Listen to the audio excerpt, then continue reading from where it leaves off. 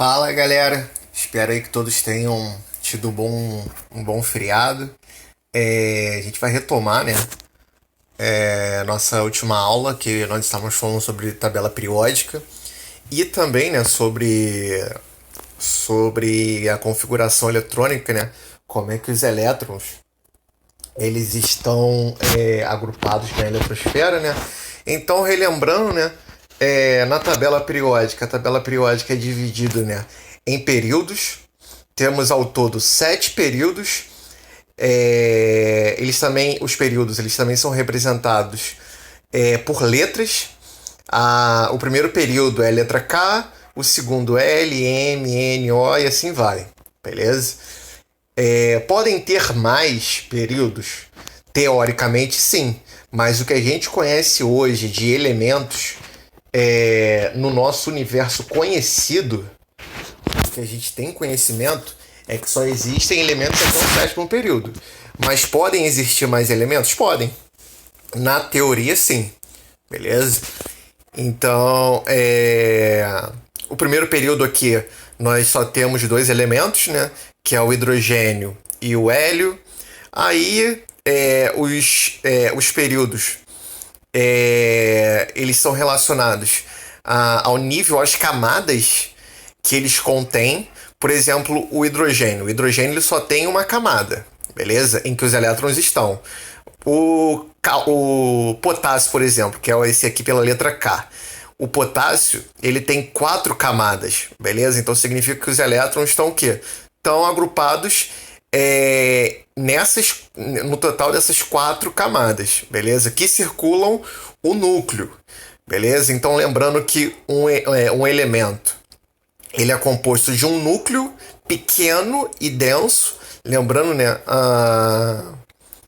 a teoria, né, do Rutherford, que o núcleo é pequeno e denso, que contém praticamente toda a massa do átomo. Lembrando que no núcleo você tem os prótons e os nêutrons, que são, né, as partículas que dão massa ao átomo. E em volta, né, do núcleo, nós temos a eletrosfera. A eletrosfera que é onde, né, se encontra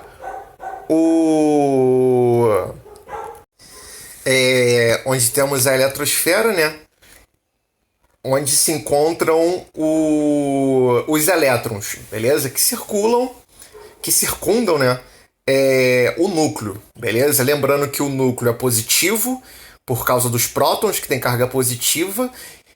Os nêutrons, eles não têm carga, e os elétrons têm carga negativa, beleza? Então, em um átomo neutro de neutralidade, significa o quê? Que o número de prótons é igual ao número de elétrons. O número de cargas positivas é igual ao número de cargas negativas, beleza? Então, o hidrogênio ele tem um próton e um elétron, beleza? Essa é a única relação imperativa que existe, né, em um átomo. Não existe uma relação com os nêutrons, beleza? Por exemplo, o hidrogênio. Existem 3 tipos de hidrogênio. Existe o hidrogênio com um próton e um elétron. Existe o hidrogênio com um próton, um nêutron e um elétron. E existe o hidrogênio com um próton, 2 nêutrons e um elétron. Beleza? Eles são chamados, né, de hidrogênio, deutério e trítio. Beleza? Que são os isótopos, como eu disse na aula passada. Além dos elementos eles estarem agrupados, né, em períodos, né, eles também estão agrupados em famílias. Beleza? Em família existe uma relação entre os elementos, beleza? Uma relação química. Aqui, nos períodos, a única relação que temos é a relação da camada. Por exemplo, lítio, berílio, boro, carbono, nitrogênio, oxigênio, flúor e neônio significa o quê? Significa que os últimos elétrons desses elementos estão na camada 2, beleza? Estão no segundo período. Por exemplo, aqui no 6, eu tenho o cálcio, o bário, aí eu tenho aqui o tálio, o chumbo, o bismuto, o polônio, o astato e o randônio. Significa que os elétrons, né, mais externos desses elementos estão no sexto nível, beleza? Na família é diferente. A família, por exemplo, aqui é a família 1A. Lembrando que o hidrogênio ele não se enquadra em nenhuma família, beleza? Ele é único. Ele é falado à parte. Aqui foi colocado ele, mas só para representar, vocês veem que a cor dele é branca, né? Que difere dos demais aqui da família 1A. A família 1A é chamada de metais alcalinos, beleza? Alcalino se refere a álcalis, que é relativo à base, beleza? Então aqui, ó, o lítio, o sódio, que é o Na, o potássio, que é o Ca, Rb, rubídio, Cs, que é o césio, e o frâncio, eles têm propriedades químicas semelhantes entre si, beleza? E por que eles têm propriedades químicas semelhantes? Porque a gente, como nós já vimos e estou relembrando, eles têm o que em comum? Eles têm o número de elétrons na camada de valência, que é a última camada desses elementos, beleza? Então, por exemplo, aqui o lítio. O lítio, ele é do segundo período, beleza? Então, os elétrons estão na segunda camada. O que ele tem em comum? Um elétron, que é o mesmo com o sódio, só que o sódio, ele em vez de... ele é do terceiro período, beleza? Então, o último elétron dele está na camada 3. O último elétron do cálcio está na camada 4. O berílio, ele é da família 2A. Significa que no último nível de energia, ele tem 2 elétrons. O magnésio, a mesma coisa, mas sendo que em vez do berílio, né, que tem 2 camadas, o magnésio tem 3 camadas. Então, os 2 últimos elétrons do magnésio estão o quê? Na terceira camada. Os 2 últimos elétrons do cálcio estão na quarta camada. E assim vai, beleza? O boro, 3 elétrons da família 3A. Então, ele tem 3 elétrons na camada de valência. Beleza? O alumínio também tem 3 elétrons. Qual é a diferença do alumínio para o boro? O número de camadas. Beleza? O boro tem 2 camadas, o alumínio tem 3 camadas. O que eles têm em comum? 3 elétrons na última camada, que a gente chama de camada de valência. Beleza? Por isso, esses elementos eles têm propriedades químicas semelhantes entre si. O lítio é semelhante ao sódio, que é semelhante ao potássio. Por isso que eles são separados em família. E por isso que eles levam nomes. Beleza? Então, família 1A são a família dos metais alcalinos. Família 2A são a família dos metais alcalinos terrosos. Beleza? Por que terrosos? Porque geralmente esses elementos eles são muito encontrados em minerais e rochas. Então acabou, né, que durante a história, né, das descobertas desses elementos e etc., foi dado, né, ao nome dessa família de metais alcalinos terrosos. Beleza? Aí a família 3A já recebe nomes genéricos, né, que é a família 3A, a família do boro, que é esse Bzinho aqui. Esse boro, esse B significa boro, é o elemento boro. A família 4A é a família do carbono, que é essezinho aqui, beleza? A família 5A é a família do nitrogênio, que é representado por esse Nzinho aqui, beleza? Então o N, né, é representado ali. E o oxigênio, a família 6A, não é o grupo do oxigênio. O 6, o 7 e o 8, que é o O também, né, que é diferente. Então, desculpa, galera, eu tive que parar o vídeo rapidinho, né, porque me chamaram aqui. Aí acaba que foge um pouco, né, do pensamento em que eu tava. Mas eu tava falando do oxigênio, né? Então, a família 6A não é a família do oxigênio, né? A família 6A é chamada de família dos calgogênios. a família dos calgogênios. Por que calgogênios? Calgogênios significa formadores de cobre, beleza? Porque eles estão ligados com... Eles eram, né, antigamente muito encontrados com cobre em minérios, beleza? Então, por exemplo, o cobre ele era muito ligado com o oxigênio e o enxofre. Então, esses minerais acabaram, né, dando uma família, o nome é a família Cesar, que é a família dos calgogênios, né, que significa que está muito relacionado à formação, né, de compostos com o cobre, beleza? E a família 7A, que é a família dos halogênios. A família dos halogênios, esse nome significa o quê? Significa formadores de sais, beleza? Então, esses elementos, né, o flúor, o cloro, o bromo, o iodo, eles formam sais com os metais. E a palavra halogênios significa exatamente isso, beleza? E tem a família 0, né, que é também chamada de família 8A, que é chamada de gases nobres. Por que gases nobres? Porque, como a gente vai ver posteriormente, esses elementos eles são muito pouco reativos. Eles reagem só em condições muito extremas. Eles são encontrados isolados, né, na natureza. Então, ele recebe, né, esse nome por ter essa característica, né, de nobreza, de não reagir com ninguém. Beleza? Então, bom, relembrei um pouco a tabela periódica, né? Agora nós vamos relembrar os números quânticos, beleza?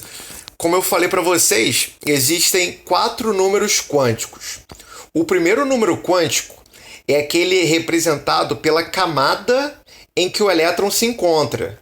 Então, por exemplo, se o elétron está na primeira camada, na camada K, o número quântico principal, que é representado pela letra N, que é o primeiro número quântico, vai ser igual a 1. Se ele está na camada L, N igual a 2. E assim vai até o Q, beleza? Que é representado pelo número quântico 7, beleza? Aí eu falei para vocês que existe também o segundo número quântico. O segundo número quântico, ele é conhecido pelo subnível em que se encontra o elétron. Aí, tem que lembrar um pouco da aula passada em que eu falei do grid de largada de Fórmula 1, né? Aqui também dá para ter uma noção disso, ó. Aqui eu tenho o primeiro nível, beleza? Com um subnível. E aqui eu tenho o segundo nível, ó, com 2 subníveis, beleza? Ó, subnível S e subnível P. Aqui eu tenho no terceiro nível, eu tenho o subnível S, o subnível P e o subnível D, beleza? No quarto nível,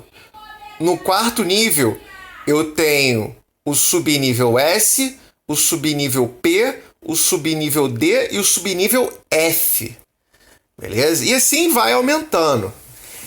Atualmente se conhece até o subnível 6D, beleza? Mas teoricamente pode existir o subnível F, o subnível 6F e além, né, do F teria uma outra letra aqui, beleza? Que aí não sei dizer qual letra seria, teria que ser... haveria um acordo, né, para dizer qual letra designaria. Então, é como se fosse um grid de largada, beleza? Na segunda fileira, se você olha o grid de largada, na segunda fileira, você vai ver que aquele que está no segundo lugar, perdão, na segunda fileira, você tem o terceiro e o quarto colocado, certo? Nele, você vê que o terceiro colocado ele está um pouquinho à frente do quarto. Na primeira fileira, a mesma coisa. Beleza? Na primeira fileira, o primeiro colocado, aquele que vai largar, ele vai estar um pouquinho à frente do que está largando em segundo lugar. Beleza? Só que aqui, para os elementos, nós não temos dois subníveis no primeiro nível. Nós só temos um subnível no primeiro nível, beleza? Que é o subnível S. Então, os subníveis, eles são considerados, né, como número quântico secundário, representado pela letra L, minúscula, beleza? Então, eles podem ser números. Aqui embaixo nós vemos que quando o subnível ele é S, o número quântico é 0. Quando o subnível é P, o número quântico secundário é 1. Quando o subnível é D, o número quântico secundário é 2. E quando o subnível é F, o número quântico secundário é 3. Beleza? Então, ó, além dos níveis, nós temos subníveis. Beleza? Então, além dos grids de largada, nós temos o quê? Dentro dos níveis, nós temos subníveis. Beleza? Que são como se fosse o grid de largada, né? Em que o que está mais perto do núcleo é o que tem menos energia. Então, aqui, ó, vocês veem que no eixo das ordenadas, eu tenho escrito ali núcleo ali embaixo, beleza? Significa o quê? Que à medida em que eu me afasto do núcleo, ó, aqui eu subo no eixo Y, à medida que eu subo no eixo Y, minha energia vai aumentando. Então, o subnível P tem maior energia que o subnível S, beleza? Isso para o mesmo nível, beleza? Mas você vê que o subnível 2P, ele tem menor energia que o nível 3 do subnível S. Beleza? Então, ó, o subnível P do nível 2 tem menor energia do subnível S do nível 3. Beleza? É um pouco complicado, mas conforme nós formos vendo, isso vai ficar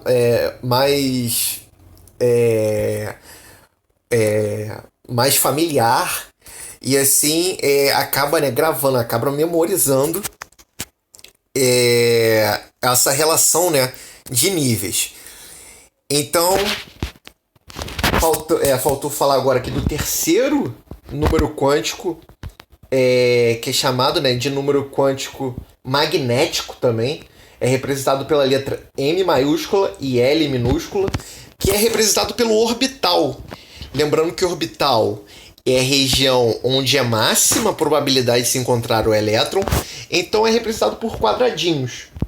Lembrando que no subnível S eu só posso ter 2 elétrons, no subnível P eu só posso ter 6 elétrons, no subnível D eu posso ter no máximo 10 elétrons e no subnível F eu só posso ter no máximo 14 elétrons.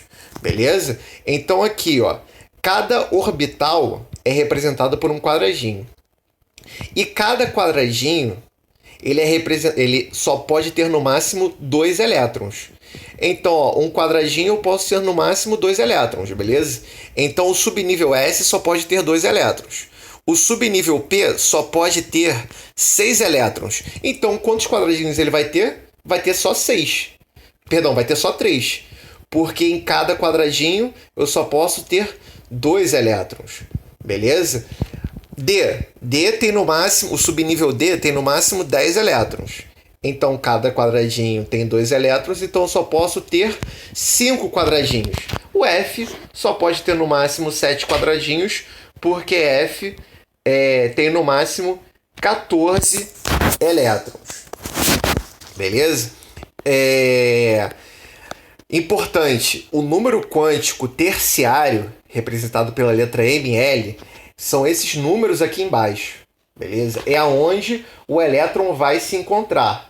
Por exemplo, eu tenho um elemento que ele é P3, ou seja, ele tem 3 elétrons no subnível P.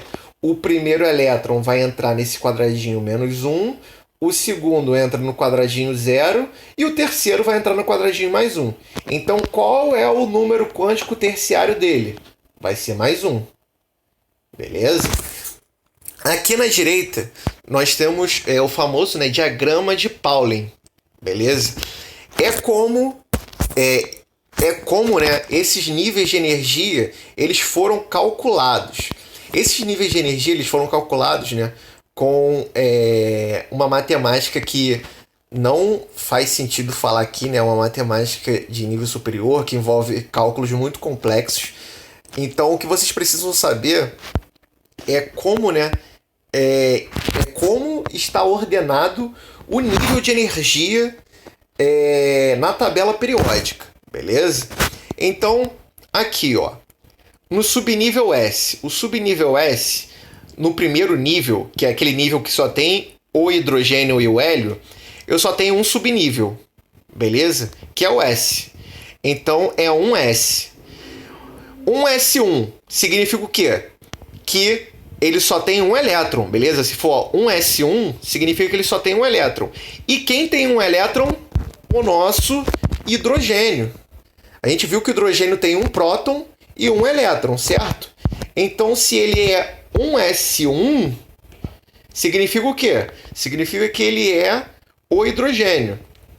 E se for o 1S2? O 1S2 significa o quê? Que o subnível S tem 2 elétrons.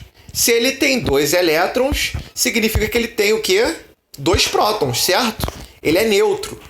Significa que ele é neutro. Então aqui, ó, no caso é o meu hélio, que tem 2 elétrons e tem 2 prótons, beleza?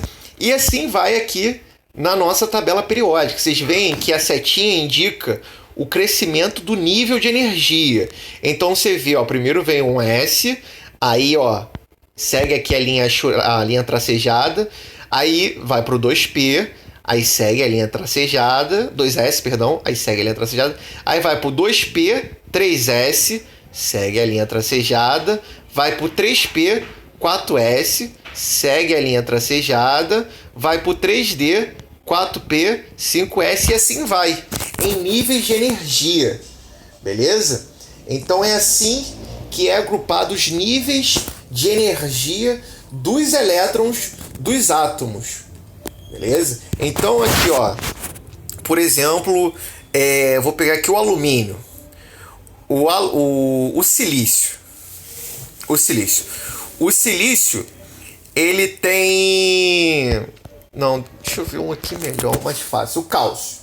O cálcio, ele tem 20 prótons e, portanto, ele vai ter quanto? 20 elétrons, beleza? Os elétrons, eles vão estar agrupados aqui até você conseguir obter 20 elétrons. Então, por exemplo, ó, no subnível S eu só posso ter o quê? 2 elétrons, certo? Então, eu vou ter 2 elétrons aqui, 2 elétrons aqui, o P, 6 elétrons, beleza? Então, ó, tenho 2 com 2, 4. Com 6, 10. Com mais 2 do 3S, 12. Com mais 3, com mais 6 do P, nós temos 16, beleza?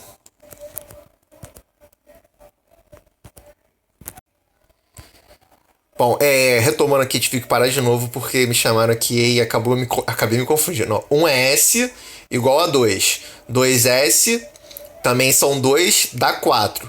Com mais 6 do P, dá 10. Com mais 2 do 3S, dá 12. Com mais 6 do 3P, dá 18. Com mais os 2 do 4S, dá 20. Então vocês veem que é assim que se colocam, né, os elétrons dos elementos, beleza? Vão sempre o quê? Dos níveis mais baixos para os níveis mais altos, beleza? Então depois do 4S, o elétron ele vai entrar onde? No 4P ou no 3D? Vai entrar no 3D, porque olha, o 3D tem nível de energia menor do que o 4P. Então os elétrons, eles entram à medida em que a energia dos subníveis aumenta. Beleza? Então, ó, vamos pegar o exemplo do ferro. Ó, consideremos como exemplo a distribuição dos 26 elétrons de um átomo de ferro, que tem número atômico igual a 26, beleza? Então, se ele tem número atômico 26, significa que ele tem 26 prótons e 26 elétrons, beleza? Então, como é que no diagrama de Pauling ele vai estar agrupado? Ó, são 2 elétrons que eu tenho na camada K, que é o máximo de elétrons que ela pode ocupar, beleza? Na camada L, a camada L pode ocupar no máximo 8 elétrons. Então eu vou ter os 2 elétrons ocupados do subnível S e os 6 elétrons ocupados do subnível P, beleza? A camada M eu posso ter no máximo 18 elétrons. Então eu vou ter os 3 elétrons do S2, os 3 do P6 e aqui vai entrar, ó, o 3D6, que significa que ele, perdão, falei 3D6, né? A camada M pode ter no máximo 18 elétrons, mas nesse caso aqui vai ter 14, beleza? Por quê? Porque o D6 o 3D não completou o seu máximo de elétrons, que seria 3D10, beleza? Então, se vocês forem ver aqui pela seta, depois do 3P, vem o quê? Vem o 4S e não o 3D. Então, sempre seguindo a linha. Depois que você preencher o 3P, você vai preencher o 4S. Aí sim, preencheu o 4S, a linha volta no 3D. Aí o que acontece? Você soma os elétrons que deram aqui, beleza? Então, ó, um S2 com 2 S2 dá 4, com 2 P6 dá 10 elétrons, com mais 2 elétrons do S dá 12, com mais 6 elétrons do P dá 18, com mais 2 elétrons do S dá 20. Faltam então quantos elétrons para eu distribuir, para alcançar, né, a distribuição do ferro? Faltam 6, porque até o 4S2 eu tenho 6, beleza? Então, o meu próximo subnível, que vai ser o 3D, vai ter o quê? Vai ter a quantidade de elétrons referentes àquela faltando para se conseguir, né, para se obter a distribuição do ferro, beleza? Que é o número 6. Então, olha só, o número total de elétrons por camada, né? Eu tenho 2 elétrons na camada K, que é o máximo. Eu tenho 8 elétrons na camada 2, que é a camada L. E eu tenho 14 elétrons na camada M. O máximo é 14. Mas como é o ferro... Perdão, o máximo é 18. Mas como é o ferro, eu só vou ter 14. Beleza? E assim é a distribuição, né, eletrônica do ferro, que aqui a gente vê representado, né? Um S2, 2S2, 2P6, 3S2, 3P6, 4S2, 3D6, beleza? Esse último número aqui é o quê? É um número um número, né, de subnível mais energético do ferro.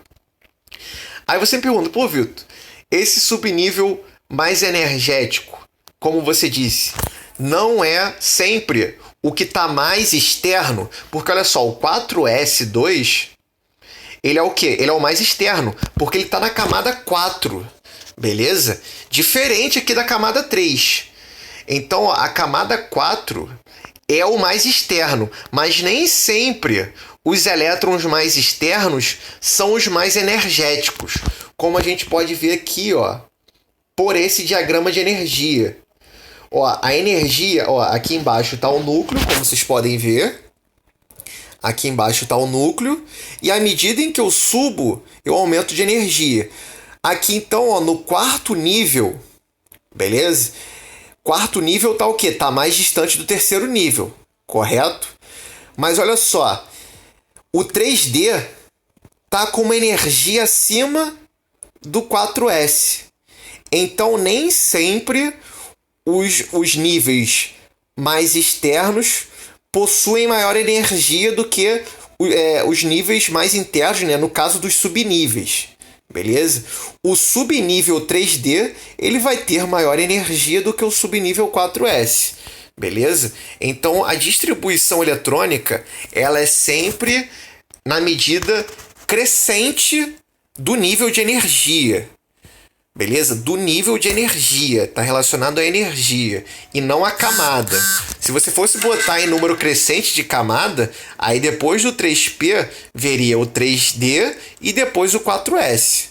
Beleza? Mas essa distribuição de elétrons ela é em relação à energia dos elétrons. Beleza? Então aqui, né, eu tenho uma tabela periódica, né, que agora essa tabela periódica é melhor para entender como os elétrons eles estão agrupados com relação aos seus elementos. Então, por exemplo, né, aqui na família 1A. Na família 1A, todo mundo só vai ter o quê? Um elétron na camada de valência, que é a última camada. Beleza? Aqui, ó, um elétronzinho no S. Todo mundo aqui vai ser S, beleza? E todo mundo só vai ter um elétron na última camada. Beleza? A família 2A. A família 2A também é S. Lembrando que o S é um único orbital que pode ter no máximo 2 elétrons. Então, a família dos metais alcalinos terrosos vão ter todo mundo o quê? Vai ter todo mundo com 2 elétrons na camada de valência. Beleza? Aí vamos aqui para os verdinhos. Os verdinhos são o quê? São o subnível P. Beleza? Lembrando que o P ele pode ir até no máximo 6 elétrons. Então aqui, ó, a família do boro, todo mundo só vai ter um elétron, beleza? No subnível P. A família do carbono só vai ter 2 elétrons na camada de valência, que é a última camada. A família do nitrogênio só vai ter 3 elétrons, todo mundo, na camada de valência. Calgogênio, 4 elétrons. Família dos halogênios, 5 elétrons. E família dos gases nobres, né, com exceção do hélio, que é um S2, todo mundo vai ter 6 elétrons. Família D, o subnível D, que são dos metais aqui, né? Os metais de transição. Vai ter todo mundo aqui, ó, do 3B. Vai ter todo mundo D1, ou seja, só tem um elétron no subnível D, D2, D3, D4, até o meu D10. Então é assim que a tabela periódica ela é formada, beleza? A tabela periódica ela é formada com relação a propriedade que os elementos químicos têm de semelhança entre si. E quem é que dá essa semelhança? É o número de elétrons na camada que a gente chama de valência, que é a última camada. Beleza? Então aqui, ó, a família dos metais alcalinos, eles são parecidos entre si, no caso não o hidrogênio, né? No caso, o sódio, ele tem propriedade química semelhante ao potássio, que tem propriedade química semelhante ao césio e por aí vai. Por quê? Porque todo mundo tem um elétron na camada de valência. Então, o que dá propriedade química ao elemento é os elétrons na camada de valência que eles contêm. Beleza? Então, a tabela periódica é dessa maneira por conta disso. Beleza? Então, aqui na esquerda, né, eu tenho aqui representando melhor, né, o bloco S, que é esse laranja aqui. O bloco P, que é representado por esse bloco amarelo. E o bloco D, que é representado por esse, acho que é um rosa, né? Um rosa mais escuro. Um rosa mais branco, né? Sei lá. E o F, né? Que tá lá embaixo. Que são esses dois períodos aqui, né? Que se vocês forem contar, vocês vão ver que vai até o F14. Beleza? Então a tabela periódica, na realidade, ela é construída dessa maneira aqui. beleza? A tabela periódica mais corretamente descrita é dessa maneira. Só que para otimizar o tamanho, nós condensamos os blocos F aqui dentro, beleza? Então essa camada aqui grandona, que é a camada o subnível F, grandão aqui, a gente condensa dentro aqui do D e coloca aqui embaixo. Beleza? Então, só para terminar, né, a aula já está ficando extensa. Aqui então tá a tabela periódica com exemplos, né, de como é empregado os elementos, né, ou aonde encontramos ele na natureza, né? Por exemplo, o hidrogênio. O hidrogênio ele é o elemento mais abundante do nosso universo, beleza? Acredita-se que cerca de 75% da massa do universo é composta de hidrogênio, ó, só esse átomozinho aqui pequenininho. É um átomo com um próton e um elétron, beleza? E acredita-se que 75% da massa do universo seja só dele, beleza? Aí nós temos aqui, né, por exemplo, o lítio, que é encontrado nas baterias, na bateria do seu celular, por exemplo. Nós temos, por exemplo, o carbono, né, que é o elemento essencial à vida, beleza? Então todo ser vivo tem carbono, não existe nenhum ser vivo que não tenha carbono. Pelo menos, né, que nós conhecemos, pode existir uma outra galáxia, né, que em vez do carbono seja, por exemplo, o silício, que é o elemento, né, da vida num determinado planeta, né? Mas aqui na Terra nós conhecemos só o carbono, né, como elemento central da vida.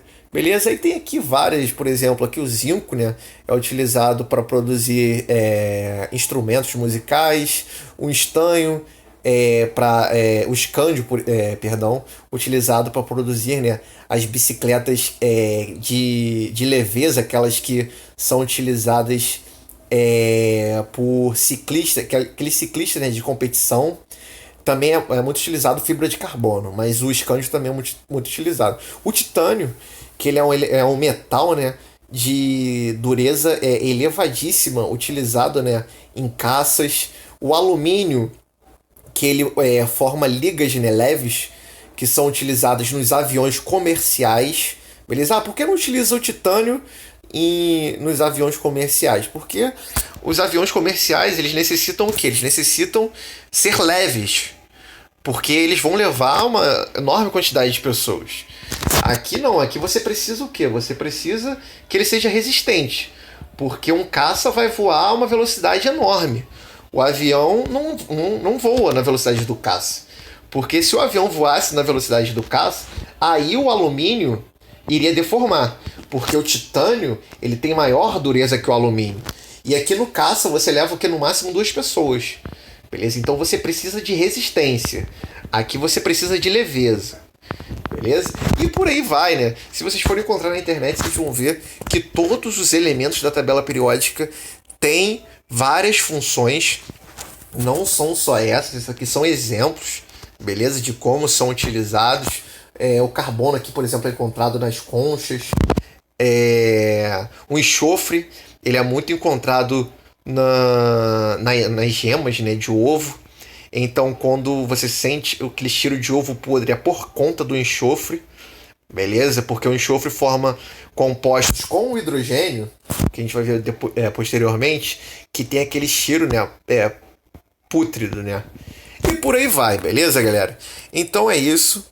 A gente termina então aqui a aula de hoje. Qualquer dúvida, venham falar comigo. Repito pela quarta, quinta vez que essa não é uma matéria trivial. Essa matéria de orbitais, de energia, não é uma matéria muito simples. É preciso que vocês leiam paralelamente o livro também. É importante ler o livro, porque às vezes coisas que eu não disse aqui, que passou batido da minha explicação, pode conter no livro, beleza? Vendo exemplos e fazendo exercícios que eu também vou propor para vocês, beleza? Mas tem que partir de vocês também a leitura do livro, né? E também procurar fazer, né, os exercícios do livro. E qualquer dúvida que tiverem, por favor, venham tirar comigo. Beleza? Então é isso, valeu galera. Abraços, até a próxima.